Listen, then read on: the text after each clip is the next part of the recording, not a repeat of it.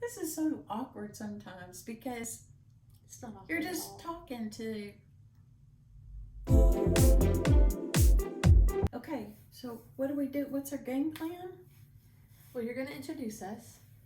Hi, I'm Melony, and this is my daughter Molly. Hello. Welcome to our channel. We're happy you're here. Yeah.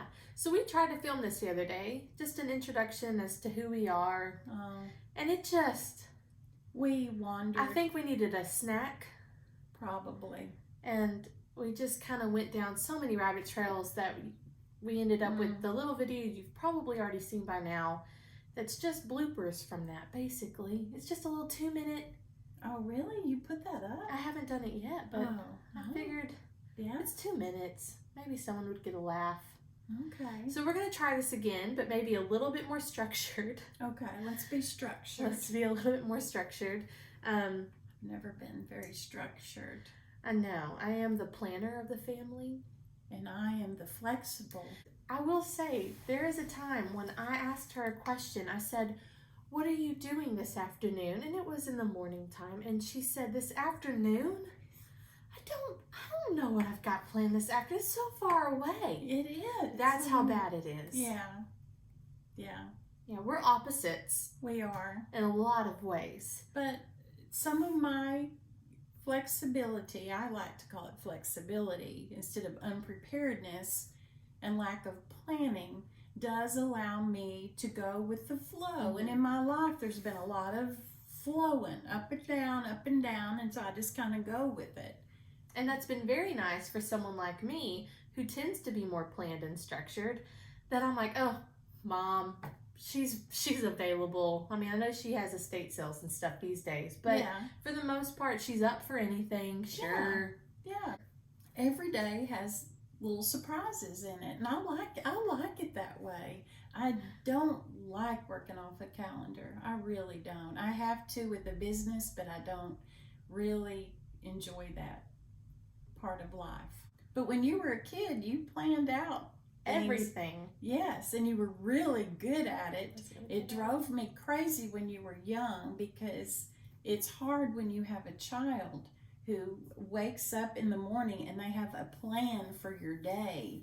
And you're like, but I don't want to do that plan. But you would say, but why not? What else do you have going that you can't do my plan? And I didn't have anything. Things that drive you crazy with your kids when they're young. I always said to you, what did I say to you? I hope you remember some of the good things I said to you. I know that you could turn it into something that will help me on later in life. I said, when we get this harnessed and moving in the right direction, I said, you're going to really do something good with those organizational skills, and you did. So I'm proud. Oh boy. I'm proud of that. Thank you, Mama. Yeah. This is supposed to be about you. Why? It's our channel. It's supposed to be about you too. Because I was going to ask you questions. Well, I get to say stuff too. See, she planned it. She planned it. So now it's got to be that way. Yeah. All right, ask me a question. Okay. How far back do I start? Tell us about your family makeup. You know, you have... Well, Mother and Daddy, and there were 4 of us girls. And I was the oldest of 4 girls. What's your Sonic drink? Half and half tea. And with lots of lemon. No, I've cut out the lemon. Are you serious? I've cut it out, and let me tell you why. It's because someone told me that people in the kitchen, they just kind of caress those lemons, and you don't know where their hands have been, and then they just stick them in your drink, and that just freaked me out. And so half and half tea, and yes, I love lemon in my tea, but I've given it up. I've given it up. I drink sweet tea. And then the other day in one of our videos, I was drinking a Sonic sweet tea. I love the Sonic. I love happy hour. Yeah. I like my car hop ladies there. Who know her well. Well, I just like them. They're hard workers, and I like them a lot. Another thing I was going to ask is, when did you get married? How old were you? I was 18. I got married at 18. And how old were you when you had Hunter, my oldest brother? He should have come when I was 19, but he was really late. And so I turned 20 before he came. And then came along Zach. And then you. And then me. And then came Sam. He was one. We were foster parents for about 16 years, and Sam came when he was 18 days old, and he got to stay. And then we adopted Daisy from China. My little sister. So I have 5 kids and 5 grandkids. Yeah. And you have Hattie. I have Hattie, who we adopted from China. Yeah. And that's a neat story. Someday we just need to tell I that know, story. we probably do, because I know you sharing your fostering experience and just that whole realm, I always think is interesting, and maybe not everyone would, but there are probably some foster parents out there who would like to relate, because there are more and more of my age generation becoming foster parents, and it's amazed me. I love that. It used to be so strange when y'all were foster parents. We were very odd. Weirdos. Yeah, and so now it's become so much more common. Yeah, I'm so proud of the younger generation. I feel like they've just stepped up and saw a need. Mm-hmm. Yeah. And adopting families. Those have become awesome. I just love it. Yeah, makes me happy. What are some of the jobs that you have had? Well, I pierced ears. That was my first job at Earcetera in the Longview Mall. And then I worked at daycare centers, and that's what I really loved. And then I worked at a daycare center here in town that really worked with at-risk children and single moms. And that's where I think I for sure knew I wanted to be a foster parent. It's because I just loved working with those kids. So I did that. And then I started having children, and although I always kind of kept something going on the side, a little side hustle to bring in some extra dollars, whether it was babysitting, or I think one time I sold things. It was where you embroidered stuff, and then you try to sell people these kits. Oh, I was miserable at that. I did those kind of things, and then I ended up working for the state, and I did a lot of training on foster care and adoption. And I traveled some to speak with that. I'd go and I'd do a workshop or a speech somewhere, and then I'd come home. And you kids would go with me. Traveled, we would all go. Yeah, we'd have a good time. It was a family thing. It was usually on the weekend or an evening, and so that was one of the things I did. And I worked. I had a book. Yeah, I wrote a book, and goodness, and now that the computers come along, but there's no need for it. But this is getting long-winded, but it was a book to help children that came into foster care know where their roots were, know where they started off, and what had happened to them. So when they went home or they went into adoption, they would have a good picture of what this part of their life was, because it was so traumatic for them. And I wanted them to have that. So I did that. And I also worked with kids who were in group homes and taught them preparation for adult living. So those were the main things I've done. But goodness, I've made t-shirts and sold them at Canton. You were with a company who did debt consolidating. Oh, yes. And I just remember times where you would say, oh, I've been talking to this person, and they just didn't want to get off the phone with me because of my accent. Oh, yeah, but I think I'm over the accent now. I've been hearing myself talk, and I'm really trying to I think I'm being very distinguished. I don't think we can get rid of the accent. Oh my goodness. And I have more of one than you do. Who knows? And if people come on here and they say ugly things about the accent, you just delete it. Yeah, I'm not an idiot just because I talk like this. I can't do math for other reasons. Yeah. It's just a genetic thing. Is that genetic? What, math? Well, we're both creative souls. You have your own. You have your own creativity, and I have mine. And math is more of a struggle. And our brains aren't in that whatever side that is. We're lacking. God made us all different. I have a calculator. Yeah. And I don't need math that often, really. I know. So I can write a good paragraph though. Speaking of math, she started homeschooling us. She started homeschooling us when my first year was in 4th grade. So she was my teacher, and I graduated being homeschooled. But it was for a good reason. Oh no, I loved it. I love being homeschooled. Sadly, back then it was also another weird thing we did. Oh yeah, yeah. We were a foster family, and there was 10. It seemed to be like there were always 3 other kids in the house with us. And most like of the when it was time Hunter, they were. Zach, and I, and then there were 3 foster kids. So 6 kids, 2 adults. Yeah.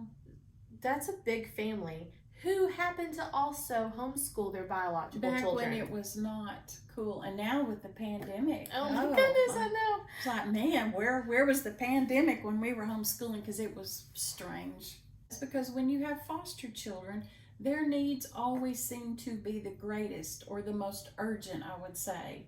You know, because their life is in a traumatic stage. So I thought, I want to raise my kids. I want to spend time with y'all too. So how I worked that out was that I homeschooled. So I was with y'all during the day, and we were very together during the day. And then when the foster children got off the school bus, because it was a required law that they go to public school, when they got off the school bus, then I could devote my time, you know, loading them up in the van and visiting birth parents and doing all those things that you had to do and that needed to be done. And I did not feel like I was shorting y'all or that I was shorting them. And I felt like I got to raise you kids the way I wanted to. So that's why I did it that way. I love being homeschooled. Well, I love my raising. How long were you and Daddy married? 25 years. 25 years. Yeah. And then how old were you when he was diagnosed with cancer the second time? Probably 41, 42. I remember he was 46 when he died. Yeah, he died when I had just turned 43, I believe. Yeah, 43, I remember thinking, you know, I'm a widow. Yeah. And so at 43, you became a widow. Yeah. But Sam and Daisy were still very young. And I was so thankful because people were like, why would you want to adopt children? You've got 3 kids. But I just knew that wasn't all of the kids I really had. Mm-hmm. So when Sam came, I just knew he was meant to be. And then I knew that that I had a daughter in China. And so your dad was always so good to just pray about things, and we just started working on how to do things that we felt like was a plan for our family. And so when he died, you kids were basically grown. You pretty much. 3 basically grown. And I think I was 20. I was so thankful to have Sam and Daisy. I mean, I didn't know in the beginning that's the way it would work out, but I was so thankful to have them because they made me have to get up in the morning and get them cereal and get them clothes and do all those things. So it was a good thing. Yeah. Very tough, I know. It was tough, and it was, gosh, that was a hard time. Hard time for them and me and all of us. Yeah. All of us, but we made it through. Yeah. So he's been gone now, but I don't even know. Do you remember how old he was when situation. Do you remember how old you were when I was he died? 20. Okay. I remember I was, I think, 18. It was my birthday, my 20th birthday, on August 23rd, and he died 1 month later after that, on September 23rd in 2005. 2005. Yeah. And so he's been gone now for 15 years, almost. Yeah, we're not good with math. We're not good with math. If I had a piece of paper, I could do that. Well, yeah, that 2020 minus 2005 is 15 years. Yeah. Wow. So, long time. And then at some point, I know, and it's like Daddy died, and then turn around, and then not my oldest brother, but the next one, Zach, he got married. And Mom was there, and then turn around from that, then Jonathan and I got married in 2007. And I think it was right after we got married that you and Bob started talking and then dating. Yeah. And y'all have now been married for how long? Maybe 12 years. So yeah, it's pretty close. Yeah. If we've been married 12, going on 13, then it seems like y'all might be going on to 12 or something like that. It. Yeah, somewhere around there. Yeah. So, and I'm thankful for Bob. I really am. It's and good he that stepped up to the plate for sure. He and Daddy to me are so different. Oh, and yeah. that's a good thing because it's not like yeah, I don't have to compare. It's just they're so different in their own ways. Very different. But it's sweet that he loves being a grandpa. That's where he shines. He loves being a grandpa. And then at some point in time, you started Aunt B's estate sales, and you've been doing that for how long? Yeah, I started to help pay for Daisy to go to a private school, and that wasn't in the budget, so I decided to start an estate sale company, which I liked because I've always liked things that are old and ways to save money and unique, and so every home you go into is kind of different. It's a lot of work, but I've enjoyed it, and I've enjoyed meeting the customers that I know come it's an interesting to me kind of community. It is of people, because I do not like garage sales or estate sales or antique shops. That's even though I could probably find something at every single place. And I love that stuff. And it's not that I don't like old things or love it. Any of that. It's just I don't like to shop, and I just don't. It's just not in me. I just don't have that same kind of love. Yeah. But you doing estate sales is, and you talking about your customers, nothing negative, but you get to know your customers, and it's just a unique little community. Yeah, they just come through in this town, it's the same ones come through. It's awesome. You just start and you get to know their taste, and you're like, if you like this, you're gonna like the next one. Yeah, we're gonna see Mrs. So-and-so because we posted this picture and she'll be there. Yeah, so with that, business has been a blessing to me as well. Yeah. So I have no complaints. Got good kids and a good life. Yeah. But I think that gives people a good idea of just kind of your journey in life and ways that they might relate to you that you know. If there's someone, though, who has any questions about something in particular, maybe they relate, maybe they're just interested, maybe they need a little encouragement in a situation, then, comment, and she's got encouragement. She loves to be encouraging. I hope so. I think she's interesting, and I love my mama, so... Gosh, I just love this YouTube channel. Stop.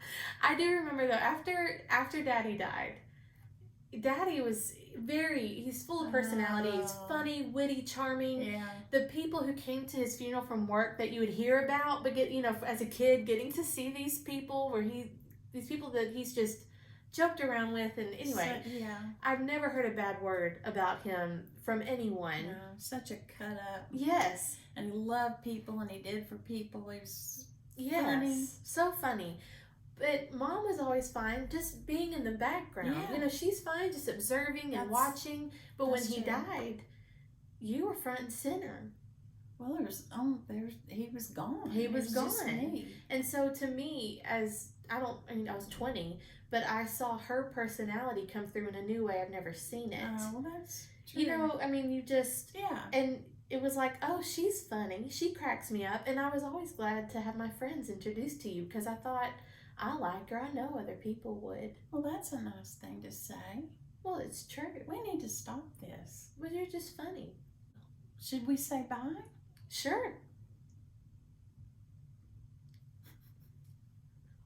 This is so awkward sometimes because it's not awkward you're just talking to just the black dot. What is that? An iPad? Is that an iPad? It's an iPad. I'm filming on an iPad. We're going to try to get a microphone soon to help with any echoing. And we're still working on tweaking the lighting and how close we need to be and how far back and all of that stuff. And what we should say and do. You said, should we say bye? And now look at us. Oh, yeah, here we go. Okay. Well, I have enjoyed being complimented. Well, yeah, that's great. I was going to say I've enjoyed being with them, but look, it's an iPad. They're with us. Yes, all they're 10 people who've made it. I've got to picture. No, it's 20. You said we had 27 subscribers. It doesn't mean they're actually watching it. I will say that our average duration of watch time is like under 5 minutes. Oh, so once they hear us, they're like, I can't do that. We're having a good time though. We are. And we hope we see you next time. Bye.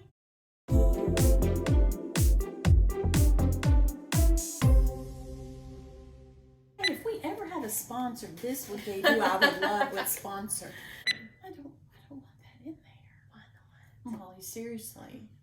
Really, I don't. So start this over.